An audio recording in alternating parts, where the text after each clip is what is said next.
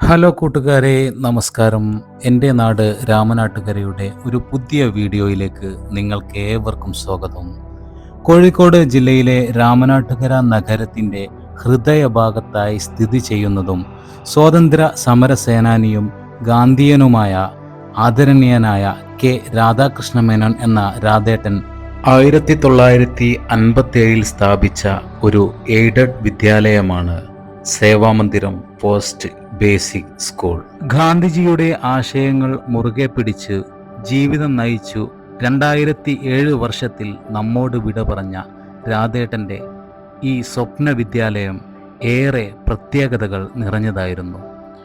ഇന്ത്യയുടെ ആദ്യ പ്രധാനമന്ത്രി ജവഹർലാൽ നെഹ്റുവും ഗാന്ധിയനും ഭൂദാന പ്രസ്ഥാനത്തിൻ്റെ പോഷകനുമായ വിനോബാ ഭാവെ തുടങ്ങിയ മഹത് വ്യക്തികൾക്ക് നേരിട്ട് ബന്ധമുള്ള വിദ്യാലയം.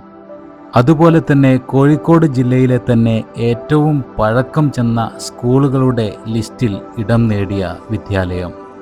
മാത്രവുമല്ല, കഴിഞ്ഞ 68 വർഷക്കാലം കൊണ്ട് 10,000-കണക്കിന് വിദ്യാർത്ഥികൾക്ക് 100-കണക്കിന് അധ്യാപകരാൽ അറിവ് നൽകപ്പെട്ട, എണ്ണിയാൽ തീരാത്ത ഒട്ടനവധി വിശേഷണങ്ങളുള്ള ഒരു മഹാപ്രസ്ഥാനമാണ് സേവാമന്ദിരം.